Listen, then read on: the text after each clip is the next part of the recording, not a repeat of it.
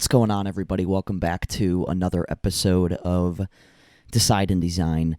This week's episode is going to be kind of a shorter one. I'm going to hammer it, but I think it is going to be helpful, and these principles are going to help you in your life. So, excuse me, let's jump right into it. This week's episode is called 3 Things You Must Have in Your Life to Find Fulfillment. So when I first thought of this topic, one of the things that I first started thinking about was like, what really is fulfillment? And I think that's the actual thing that we are chasing in life. I know a lot of us like to think that we say things like we want to be happy. And it's like, well, what does that mean? It's like, do you want a pleasure-centered life, or do you want true fulfillment? And what does that even mean? And to me, fulfillment is doing the thing that you are uniquely meant to do on this earth.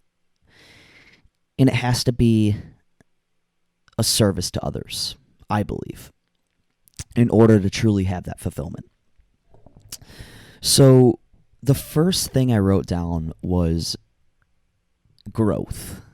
And I think I've said this story before on this podcast, and when I was trying to figure out what I wanted to do with my life, I remember I got this, new construction job, and it was something I was working towards for a really long time, and it was hard. It was hard to get into that field and learn things and find a good job that would, pay me a good salary and, let me have like a career.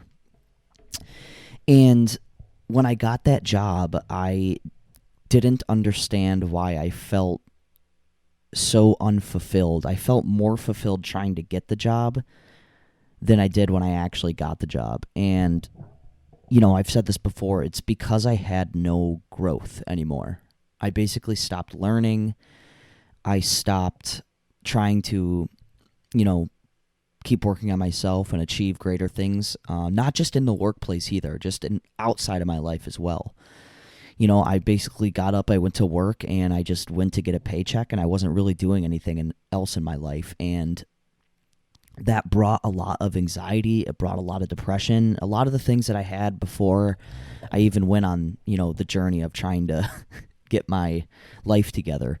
And, growth is just so important. The second we stop growing, you're going to feel like you're not heading anywhere. And when we don't have a goal and we don't have something we're striving for, you're going to feel alone, and you're going to feel like your life is worthless. So always be working on yourself, and it doesn't always have to be in your workspace either. It doesn't always have to be your career. I think you should always be growing in that as well, but I'm talking about like growth in your relationships with your intimate partner or your friends. I'm talking about growth in your fitness, be as healthy as you can. Growth in your finance, try and make more money, try and save for retirement, try and change your family tree. These are all things that take a lot of intentional growth. And we want to stay away from unintentional growth, which is where most people are at when they're just coasting. They're just coasting, and some people find like accidental success. But we can be intentional with these things, and we can live a very, very fulfilling, fun, meaningful life if we focus on the growth part.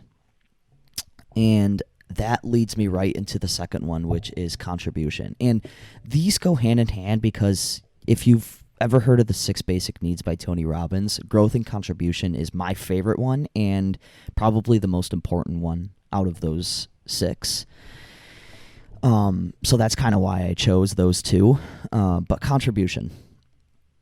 this one is very, very simple, and it's probably going to take me 1 sentence to explain it, and it's being a service to others. Being a service to others. Like, where are you contributing in your life? And people get confused because, when I talk about success on this podcast and I talk about changing people's lives, a lot of people think like, how could you think you're going to change the world? Or I don't know what people say. The haters out there, I don't know what they say, but people kind of mock the idea of like trying to be better and trying to I hate to use the word influence because that's such a toxic word in the Instagram and YouTube and social media world. But yeah, kind of like help people get better is my way of saying it. People kind of mock that a little bit and they make fun of it. But the thing is like I'm trying to contribute in my own unique way to other people. And this goes for my job as well. It's like everything I do in life has to be in service to others. I remember when I was trying to figure out what I wanted to actually do with my life, it always had to do with like what's going to make me happy, and what I knew what makes me the happiest was being a service to others. So contribution, it can be, here's where it gets confusing. It can be, some people want to change the world, and others want to just change their family tree, or others want to, help the 25 closest people around them. What people don't understand is that both are very, very important, no matter which one you choose, but you have to choose one of them.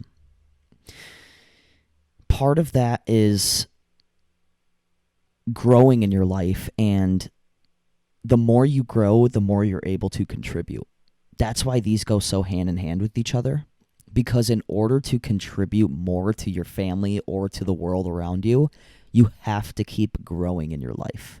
And that's kind of the trick between growth and contribution. It's like if the more you can contribute, the bigger person you're going to have to be, the smarter you'll have to be, you'll just have to be a better person in order to connect with more people, or change your family in a more drastic way. So that is something that I've really been working on in my life the past 2 years, and I think, I don't know, it's the thing I'm most passionate about. I think is helping other people. One, being a service in my own unique way, which is I think being in the trades and working for a community and working with my hands, but also trying to help other people figure out where they can contribute. I think that's a big passion of mine as well, and I think that's why I kind of made this podcast. And that leads me into my last one, which is the one that most people struggle with, and that is a mission that is greater than yourself. And when I talk about a mission, I'm talking about, do you have a mission that is unachievable? And this is a concept that I never really thought of before me being on the Next Level University team, or specifically meeting Alan Lazarus, who is my coach or my mentor, whatever you want to call him. Finding a mission that is greater than yourself, that is unachievable. Now, you're probably thinking right now, Brandon, why in the hell would we want to find a mission that's unachievable? Isn't that the point, to reach our goals? And the thing is yes, you should have short-term goals, and you should have milestones and marks that you're hitting while you're trying to achieve the big goal that you probably won't hit. But the thing is, you will get way farther in life aiming too high rather than aiming too low and hitting. If I set out to make $100,000 this year and hit it, or I set out to make $500,000 this year, but only end up at 3, which one is better? If I only get $300,000, I'm $200,000 short. However, I'm way farther than I would have been if I chose the $100,000 mark. That is the power of having a mission that is not only greater than yourself, but almost unachievable in your lifetime. The way you do that is honestly sitting down, thinking deep, figure out, where am I going? What do I want to achieve in my lifetime?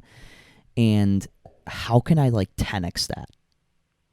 If it's I want to change my family tree, I want to set my kids up for life. That's a perfect goal. I have very similar goals too. I want to help my family. I'm a big family person. I want to be the best father. I want to be the leader of my family. I just want to have a strong family, and I want my kids to be okay.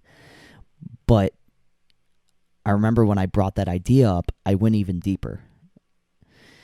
I want to change my entire family tree. I want my grandkids to be set up for life and their grandkids to be set up for life. It's I want to completely change my whole generation, my whole family, totem pole, whatever you want to call it. Whoever's going down the line, I just want to change them. And that's part of this podcast too. I want my family to be able to look back on this and know what kind of person I was and what kind of influence I wanted to have on the world. And I want to inspire them to do the same. And part of that is having a huge mission behind what you're doing. A couple weeks ago, I talked about why power. If you don't know why you're doing something, you will not follow through with it. You will not feel fulfillment doing it. You'll almost get a narcissistic, selfish feeling if you don't know why you're doing something. And subconsciously, that's going to affect you because, you're going to feel like you're doing it for nothing. The last thing I want to say is that we will do far more for other people than we will do for ourselves. And that's just a fact. Everyone feels good when they're doing charity work or they're doing community service. It kind of sucks at the time. You're I don't want to go out and work and do this and not get paid. But then when you're done doing it, you always feel good. And that's because being a service to others, I think, is the game of life. And I think that is the purpose of life. And if we can all learn to sweep our front porches, have the humility to make ourselves better, take responsibility for our lives, and be a service to each other, the world will be a much cleaner, nicer place. And if that doesn't describe the Decide and Design mission, I don't know what does. I hope you guys enjoyed this short version of a podcast, and I hope you took something out of it. Thank you so much for listening, and I'll see you on the next one.